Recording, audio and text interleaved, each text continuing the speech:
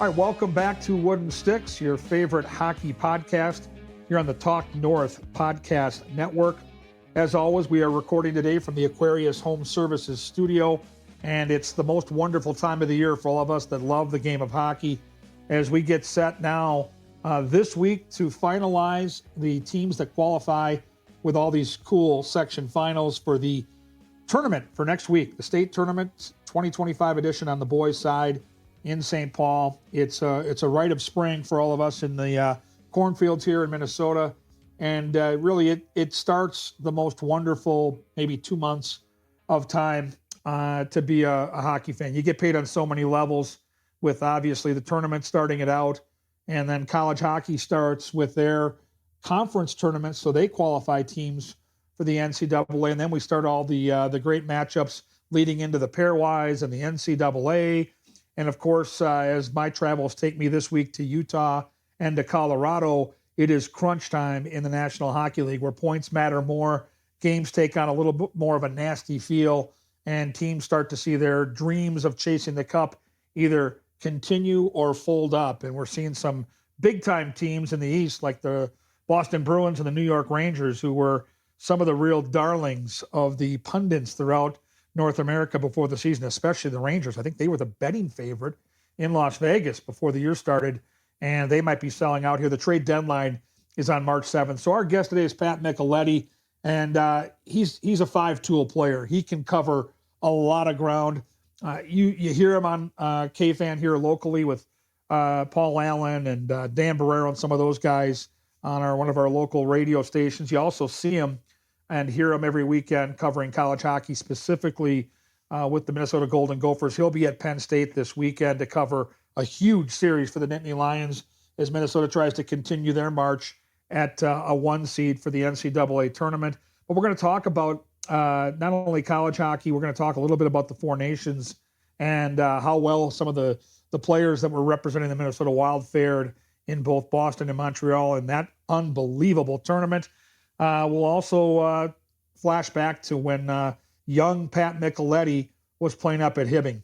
Before he came to the University of Minnesota and became a rock star in the maroon and gold, and I got to tell you, I was at Mariucci Arena last Friday night for the Gopher Buckeye game, and there he is as I come up the escalator. Neil Broughton, Herb Brooks, there's my guy Pat Micheletti on the mural. But I really want to talk a little bit about his journey and going back to what it was like to play high school hockey in his era back in the 70s and early 80s, and what it was like to play in a small town like Hibbing as they get set this year to try to punch their ticket against a really good Cloquet team. Both those teams are ranked in the top 5 in the state. They unfortunately land in the same section. I got to tell you, I watched that Hibbing team up close, ice level, on Hockey Day, Minnesota, out in Shakopee, and I got a lot of respect for Cloquet, and they're a team to beat in that section, but I got a good feeling that Hibbing is going to be a team that can do some damage, not only in that section final, but into the state tournament. They've got some balance. They play physical.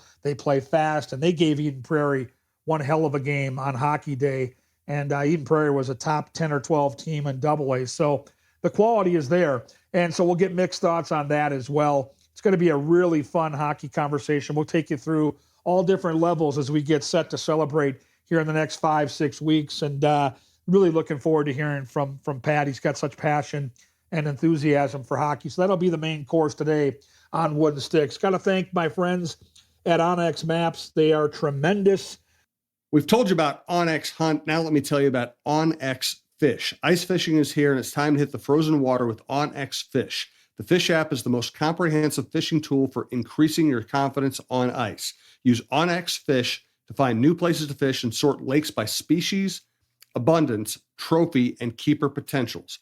Onyx Fish also shows you hot spots, lake-by-lake regulations, and private and public land ownership information.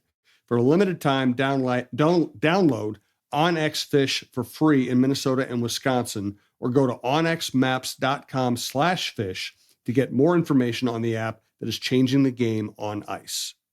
We are getting all kinds of great feedback on what they do. I've got a dear friend in Greg Redrood, Burnsville 85 classmate of mine, and he's a big-time outdoorsman, gets out there, does the hunting, does the fishing, and Onyx, according to my guy Greg, is top shelf. So get involved with them. And then My other good friend is John Schweitz. You've heard me mention his name. Minnesota Masonic Charities, the Children's Hospital, the home over in Bloomington. They're the largest charitable organization in the country. They do all kinds of great work in our community. So thank you to John Schweitz and Minnesota Masonic Charities. We'll be back after this quick break. When people think of the Freemasons, they often think of secret handshakes and unusual hats, and of course, the pancake breakfast. Minnesota Masonic Charities would prefer that you think about the work that they do right here in our community. Places like the Masonic Cancer Center at the University of Minnesota or the Masonic Children's Hospital and the Masonic Home in Bloomington. They are just a few examples of the important work that the Freemasons support here in Minnesota. As part of the largest fraternal organization in the world, Masons have consistently answered the call when it comes to charitable needs. I am happy that Minnesota Masonic Charities has chosen Minnesota Bound and this podcast as a place to help spread the word. We look forward to learning so much more about their many programs here in the weeks to come. Hey, thank you to our new partner, Insight Brewing. They are located over in Northeast Minneapolis. The Insight Tap Room features 25 tap lines of rotating beers, THC seltzers, non-alcoholic beverages, local food trucks, and so much more. Insight has a 120-inch projection screen, and they will be showing all of the Minnesota Wild games throughout the season. You can also join Wooden Sticks at Insight Brewing at the Tap Room once a month for live shows featuring special guests, watch parties, hot takes, and of course, cold beer. You want to guarantee your seat? I got good news there too. Visit insightbrewing.com to request a free reservation. For a full list of other events, the food truck schedule, new beer releases, and more, follow at Insight Brewing on your favorite social media platforms and stay up to date. Thank you again, my friends over at Insight Brewing.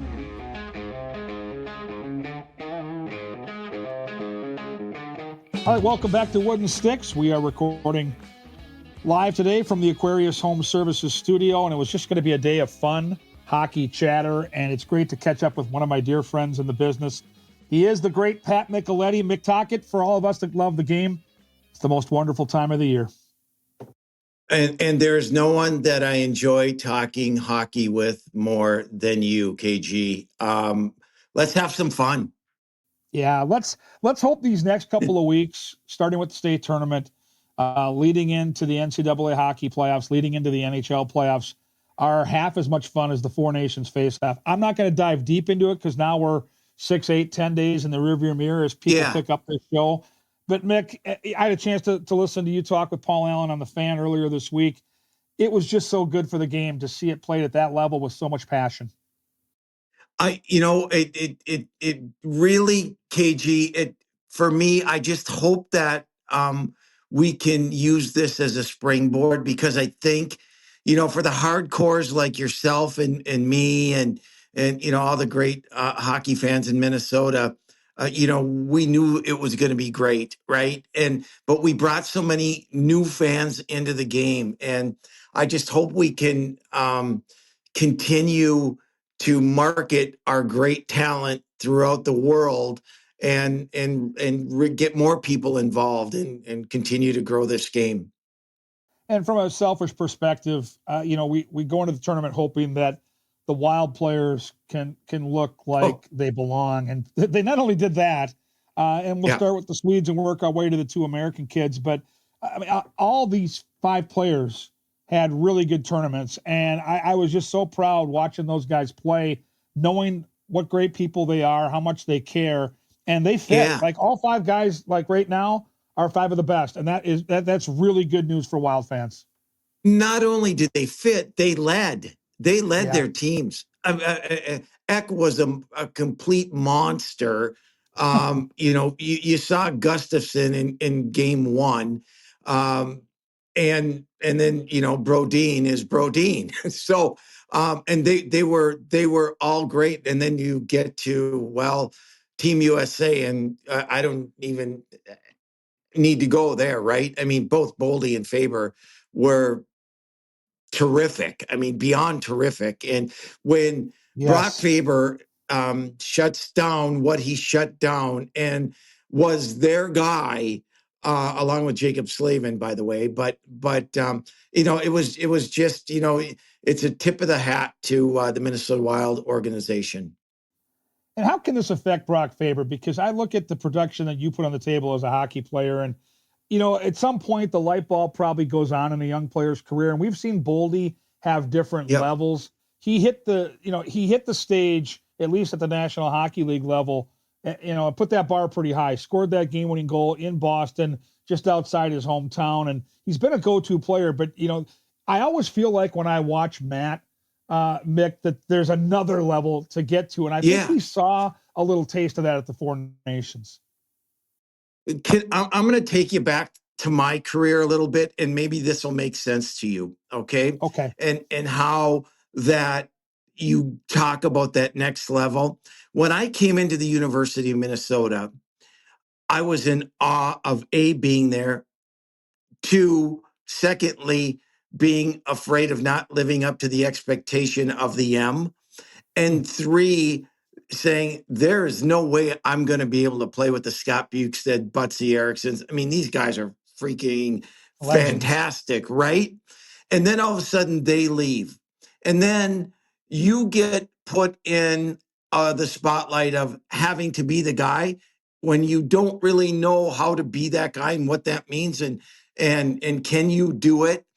And until you're in that spot and until you do it, and it really takes a long time to get your mind to say, I'm as good as anybody out there. And I think, KG, he played against guys, the best guys in the world. And he will now be able to look himself in the mirror and say, you know what? I am good enough. I can compete against these guys. And I think it's just going to be a springboard for his further development and his confidence, and understand that, you know what? I can do this, and I'm going to do this. Yeah, and he's going to need to right now with if you look at the Wild season here with Ek and Kaprizov likely out until April. Boldy's going to get a little extra ice time and a little extra opportunity. And if Minnesota's going to survive this, they're going to have to do it with their blue line. Their blue line is their calling card, and a big part of their blue line is Brock Faber. And Mick, you're so tied in to Gopher hockey, and you watch this kid develop, from the time he was a teenager now to where he's developed in one of the best defensemen on the planet. How did this happen so fast? Because I remember doing a couple of Gopher games when he was in his final year at the U, and he was a really good player. Like you knew he was a solid defenseman. But it feels to me like, even though this has happened right in front of our eyes, it's happened way too fast. Like he's so far ahead of what other people do. And I feel bad for Zeev Boyum, who I think is going to be a really nice player in the NHL, and likely when his career is done at Denver, maybe even this April, he'll become a part of the Wild organization. But what Brock Faber has done in these last 2 years just doesn't seem possible, but it is happening. He is unbelievable. KG, you're around him every day. And you know how old he is. And I think the first thing you will notice about him is his maturity. And, he's like 2 years above his age level in terms of his calmness, his demeanor, the way he treats people. KG, every time that you interview him, it's thank you for doing this. And it comes from the heart, and it just shows you what type of person that he is. And I was blown away. There are times 2 years ago, he would come on our radio show, and about an hour later, I would get a text saying, hey, really appreciate you having me on. I mean, he's just that kind of kid.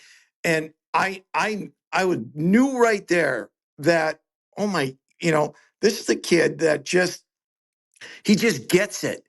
And he allows, because he doesn't really want to be known as a superstar or he doesn't have that pedigree of, oh, I'm all of this. He lets his star shine. I remember the year, his junior year, his final year with the Gophers, where they made it to the Frozen Four. He was like in the background of a Jackson Lacoma, Ryan Johnson, a Logan Cooley, and a Matthew Nyes. And and he just played his game and led the way and was a great captain. And it was mind blowing, and didn't care if he was on the power play, because ultimately he knew that Jackson Lacombe was maybe a little bit better power play guy at the time. And so, Jackson, go ahead and do your stuff, right? And so it just team first, teammates, coaching staff, trainers, managers. You are all important, and I'm here to do my part and help this team win. And that's the same way that he's done with the Wild. Yeah, it's been amazing to watch his journey, and another player that I've watched him get better week by week, month by month, and I don't know if he's done growing as a player, because, to your point, he's still really young, just like Matt Boldy. There still is room for more, and just so impressed with the human being that he is. That's the thing. People always ask, what's this guy like? What's that guy like? And you hit the nail on the head. This kid is mature beyond his years, and he's humble to a fault. And I've covered some unbelievable players, and I was in awe of interviewing Sidney Crosby the 2 or 3 times I got to do that. But I'm going to tell you, I got done with every one of those interviews with the greatest player on the planet. He doesn't know me from Adam. I'm the Wild sideline reporter, and he's taking time to talk to me. And at the end of the interview, we go off the air and throw it to commercial. He looks me in the eye, shakes my hand, and thanks me for having him on. And that's Sidney Crosby. Brock Faber has that to him. And to me, that makes a difference, especially with your teammates, when you're trying to earn that respect, not just about your ability, but how you deal with your successes. Brock Faber doesn't want any of that attention. He just wants to be a good teammate, and his teammates love him for that.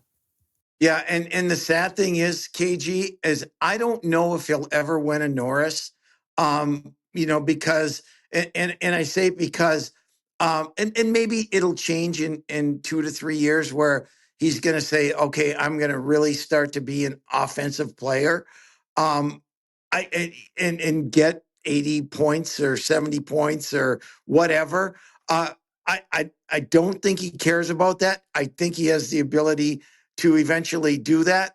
But I tell you what, can you find a better shutdown defenseman, all around defenseman in the National Hockey League? There's some good ones, no question. We can name Makar, Hughes, Hedman, and blah. Yeah, Slavin. But man, oh man, I put him in that group. I tell you that much.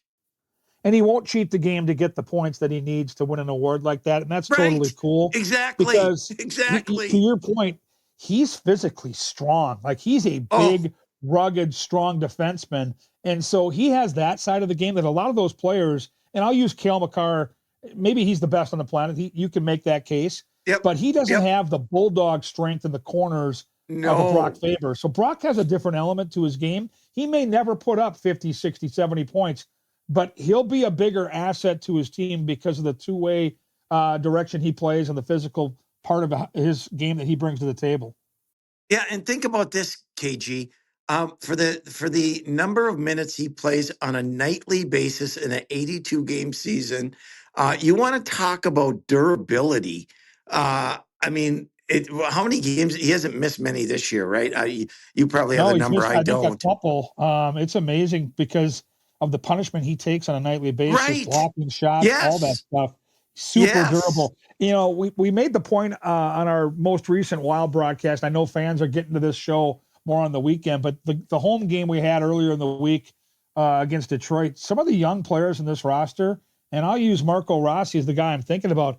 Here's a guy in Rossi that played 82 last year, just like Brock Faber. These young guys want to be out there. They're durable. And, I get it. Some of the star players like Kaprizov have had some unbelievable tough setbacks. Eriksson Ek tried to play with a broken leg a year and change ago. But you've got a core of guys that really have found a way to be big input guys and stay on the ice. And Brock Faber because of the way he plays. It's pretty incredible. And you know this because, I mean, it's a grind for you for 82 games, with the travel, with this, with that. Now go out there and play Oh, and and crazy. and and get hit and night after night and still have the drive that those players have. The average person does not understand how extremely difficult it is in the National Hockey League. It's mind blowing to be quite honest with you, how they Well, get and the through things it. I've seen over the years, this is year 19, and on a daily basis, I see guys limping in and out of the rink on the plane, getting the ice bags, and coming back to try to get into a comfortable spot so they can stretch their bodies out. But what always hits me, Mick, and this will be a great segue into our next part of the conversation, but at the end of the year, whenever the team finishes up, whether it's last year when they didn't make the playoffs or the years prior after the first or second round, and you've got not a one or two, 5, 6, 7 different guys scheduled for surgeries, major Yeah. surgeries the day after the playoffs. And I'm like, what do you mean surgery? They're like, yeah, he's been playing with this, this, and this. Because all they tell us during the playoffs is, oh, he's fine. He's been dealing with the lower Yeah. body, but he'll be okay. Upper body, he'll be fine. And then you've got multiple surgeries at the end of the year. That tells you how much they care. So they live in a world now where everybody gets to see everything. With social media, every mistake or every big play gets magnified. Boy. The pressure that goes along with it, and they play through all that crap. It's unbelievable. So I want to use the Brock Faber conversation to take us back to the U of M, because I am such a fan of Bob Motzko. And it feels to me, you mentioned Matthew Nyes and Jackson Lacombe, and I'll throw out Logan Cooley.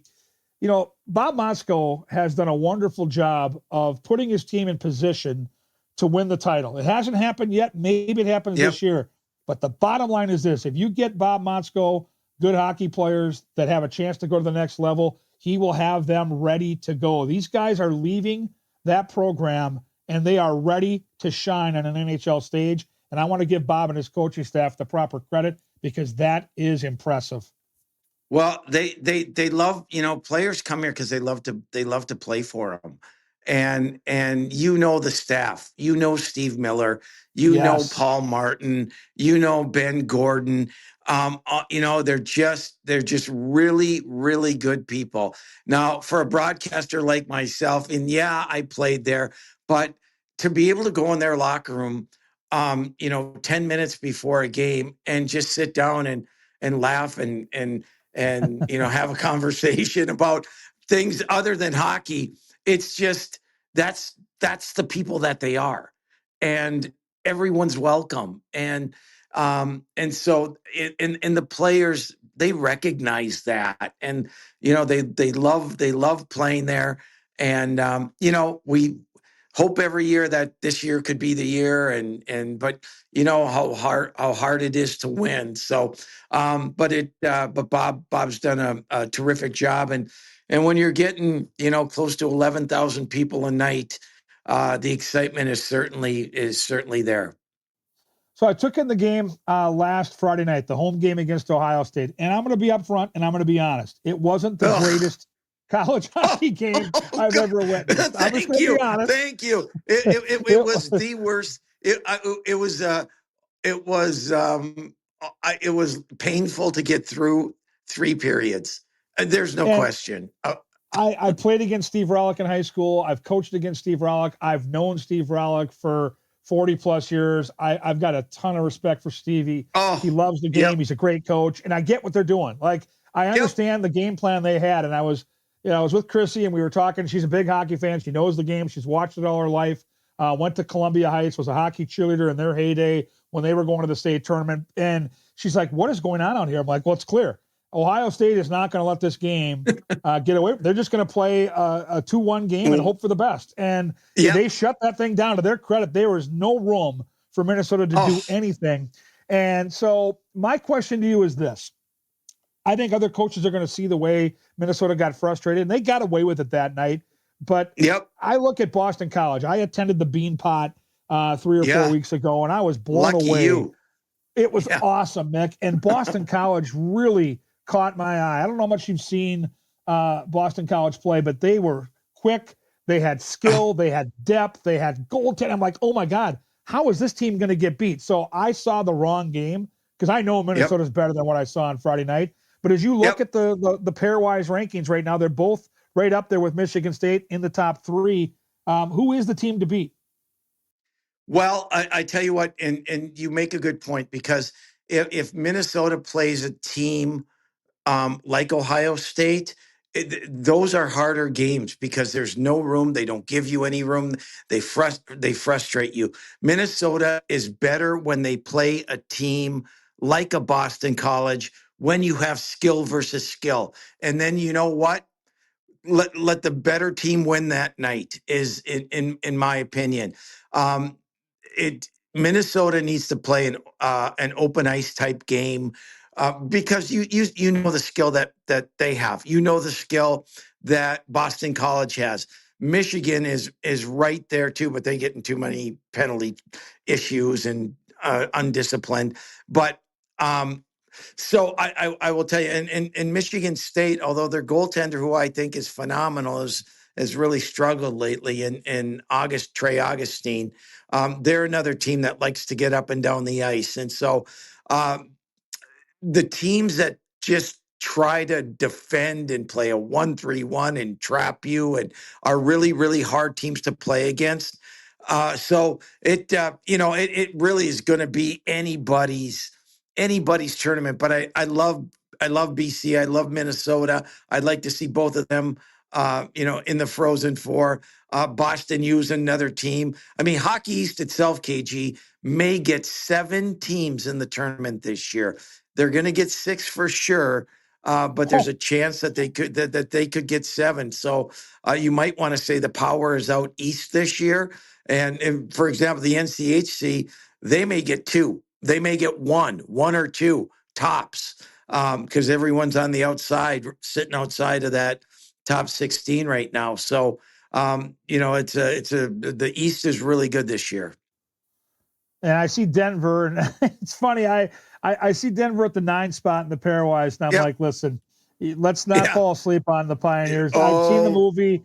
These guys lay in the weeds, and they're 23-8-1. I don't know how the hell they're 9th in the pairwise with 23 wins, but I think they're going to be a real factor come tournament time, and I'm excited to see what Zeev can do. All of us as Wild fans think this kid is special. Love the draft pick by Billy, and I kind of believe that this kid might even get a look here this year if he decides to leave. And Denver looks like a team that you have to at least respect. It's really funny. Tavis McMillan, who is their associate head coach, a good friend of mine, and so he texts me once every 3 weeks or so. And he chides me about Minnesota and blah, blah, blah.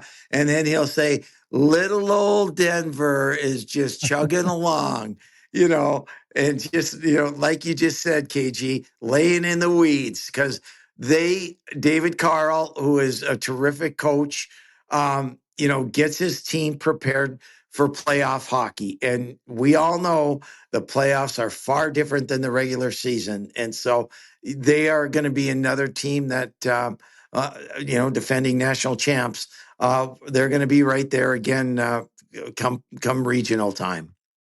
So our mutual friend, Dan Myers, as big a college hockey fan as I've ever met. Yes. And his beloved Mavericks are starting to figure it out. It's taken them a while to get it going. They play in a conference where my Tommies are, and I'll be honest, that conference doesn't match up with a Hockey East or a Big Ten, especially this year. But in my opinion, Minnesota State looks like a team that's going to win their conference tournament and get in the tournament. And if that's the case, they look like a team that you might not want to play. Them or Augustana. Now, I went and watched Augustana and Minnesota State 2 weeks ago, and Minnesota State won both games. But I will tell you, Augustana is pretty darn good. Garrett Raboyne, who former assistant under Bob, has done a terrific job with that program. They skate well, they move the puck well, and I think where Minnesota State will have the edge is in net, but and St. Thomas who stumbled, although they can't get in the tournament this year anyway, but they're a team that's starting to play a lot better. And wouldn't that be interesting if they were to win? Because they can play in the conference tournament. If they could be win spoiler. it, Yep. then it goes to the second place team. So that championship game could all be for naught. You know what I'm saying? And so, teams if like they get to Arizona that State game, are watching this. I'll throw Penn State in there as well with that huge series coming up against Minnesota. Well, these are the teams that are 15 and 16, but I heard you on the radio earlier this week, 15 and 16 doesn't get you in because there are going to be 2 or 3 conference champions that leapfrog the top 16, the pairwise. So you've got to get to 10, 11, or 12 to really feel safe. Yeah, and just a quick moment on Penn State. They were 0-8 in the conference to start the season, 0-8. And now, depending upon how the weekend goes, they could vault themselves into a home ice position for the playoffs. So it's crazy in college hockey, right, KG? You know this. It is. With the guys and their age, you can look at a roster and say, how can this team lose to this team tonight? Well, you're talking 18, 19, and 20-year-olds. That's why you don't know exactly what team is going to show up every night. And that's the beauty of college hockey. I look at North Dakota, and again, I follow college hockey on the peripheral. I have to because of my regular gig, but it feels to me like North Dakota's had a ton of injuries, and they're 17, 12, and 2. They're 18 in the pairwise. Still a team that I think if they can get healthy in their conference tournament, they could make a run. How do you assess what they're doing? It's baffling. To be quite honest, the pressure up there, the pressure to win, and when that gets put into the mix, it makes it a little harder. And they haven't been great at home, and I will give you, they've had a ton of injuries all year. And, right now they're going to have to, there's no question about it. They are going to have to win their conference tournament to get in. And it looks like right now, if the season were to end today, they would host, and get this, they would host Denver in the first round at home. Yeah. They sit at 4-5 right now, and in the NCHC. And so, that, how do you like that for your first round opponent? So it's gonna be tough. Denver is clearly in the tournament, and they're safe. But for North Dakota, it's going to take them to win the tournament to get in. Proud program that has to win their way in, and I'll use that to tie into our dear friend Mike Hastings, who I believe is one of the best coaches in college hockey. No doubt. And I look at Wisconsin this year, Mick, and 12, 19, and 3, 29th in the pairwise behind Holy Cross. Yeah, that Holy Cross. What the hell is going on around here? Well, I tell you what, they had a horrific start, just horrific. They started out the year, their goaltending was bad. Mike Hastings' team, they defend well. Well, they weren't defending very well. And then to top it off, number 3, they weren't scoring any goals. And, they lost the game to number 64, Lindenwood, at the beginning of the year. And, you thought, okay, that's a throwaway. They'll get it together. But they just couldn't find any traction. And then you hit the Big Ten season, right? After a slow start with a few non-conference games, and you get swept at home by Ohio State. Minnesota comes in, and you sweep, and Minnesota sweeps them. And so they couldn't get any traction. And then once they did, they had a hard time maintaining it. And it's just been one of those years, because if you look at their roster, they've got some guys. they've got some guys. Quinn Finley is one of the best players in the country, can absolutely fly on the left side for him, one of the leading goal scorers in the country. But it just, for some reason, it's just been one of those years for Hasty and his team. And, again, another team you don't want to play in the first round, but because they can be dangerous.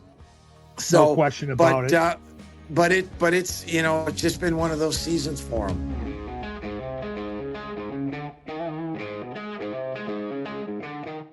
All right, so much fun to talk to Pat Micheletti. We had a little bit of technical difficulties at the very end of our conversation, so I've got to fill in a couple of blanks. We were going to talk about maybe looking into the future at some of those NCAA brackets or even these college playoffs as they progress. And we were going to talk about some dark horses. And one of the teams that Pat Micheletti talked about that with the technical difficulties didn't make air is Augustana. And that ties back to my dear friend Greg Redroot. His son, Quinn, who I also know quite well, wears number 21, plays for Augustana. They've been really the story in college hockey this year. Brand new program, up and running, winning all kinds of big games. They gave Minnesota State Mankato all they wanted a couple weeks ago. Mick thinks they could do some damage in that tournament. Now, they're going to have to run the table and win the tournament to get in, but that was Mick's sleeper to keep an eye on here in the playoffs. Ironically, and we didn't talk before the podcast, my sleeper was a team that they're going to have to get by. So one of us is likely going to have that run come to an end. But the Mavericks, to me, down in Mankato, and everything I need to know about them, I learned from my guy Dan Myers, are a team that is ascending at the right time. They're getting the goaltending. They've got a coach in place that's been there now for a couple of years, took over for Mike Hastings, so that bar's been set awfully high. They look like a team to me that's getting some real momentum here late in the year. And trust me, as I watch the playoffs, my St. Thomas team is where my heart will always land. Roll Toms. Rico Blasi's done an unbelievable job with that brand new program. They cannot play in the NCAA tournament. If St. Thomas were to end up winning the tournament, the team that finishes second would get the automatic bid. I think Minnesota State's going to win it. I think they're the team that gets it done. And I think when they get into the NCAA tournament, they might be playing some of their best hockey. And even though that conference is not a very deep conference on the bottom end, and you get some free spaces on the bingo card, I liked their non-conference schedule early. I like that they played some of the big dogs out there. And I think this might be a team that gets overlooked once those brackets start getting filled out. So either way, keep an eye on both Augustana and Minnesota State. And of course, we'll be cheering for my St. Thomas Tommies. Great show coming for you next week. Mike Snee from the Minnesota Wild. Skate It Forward is a brand new initiative. And if you've got any family or friends that are involved in youth hockey, you're going to want to hear this show with a great avenue to getting more kids to the game and helping enhance their experience at the youth level. And, let's be honest, if you're going to have a hockey podcast, how are you not pro growing the game of hockey? And I think from a fan's perspective, the Four Nations did an unbelievable job of bringing more eyeballs to our sport. But now, we've got some grassroots that need to be fertilized and adhered to. And Mike Snee, who we'll have on next week, is going to be a tremendous guest in that regard. So stay tuned for that. And then we'll have a chance to look at the state tournament brackets and see how they're going to unfold. It should be a wonderful tournament. It feels to me like the right teams are going to get there. I think that, specifically Moorhead at the top of the charts on the AA side, you got to think Warroad is going to make their pilgrimage down if they can get by East Grand Forks in that section final. And once again, a selfish plug for one of my very favorite human beings, Mike Luckcraft, friend of the show, a guest of the show a couple weeks ago. He's got his Northfield Raiders, and Lucky's teams always play their best hockey when it matters most, and they have played an unbelievably hard schedule. They've played Warroad, they've played Cathedral, they've played Hermantown, they've played Delano, they've played Orono.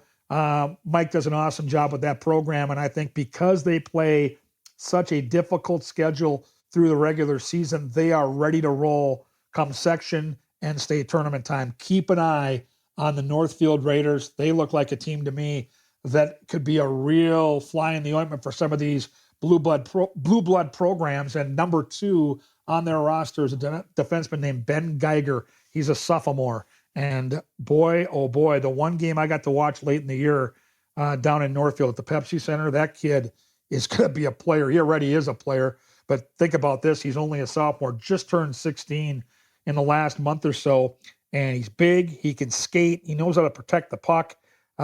He's got all the tools, and I'm really excited if Northfield and Lucky can punch their ticket to see Ben Geiger on that big stage come state tournament time. So a lot to talk about next week on the show. Look forward to that. If you've got any suggestions, don't forget to ping me on X or Twitter at Gorgomatic21. I'll try to facilitate any requests that you might have. Most importantly, thank you for taking time to listen to the show. And as I mentioned on the front end, if you're a hockey fan like I am, it truly is the most wonderful time of the year.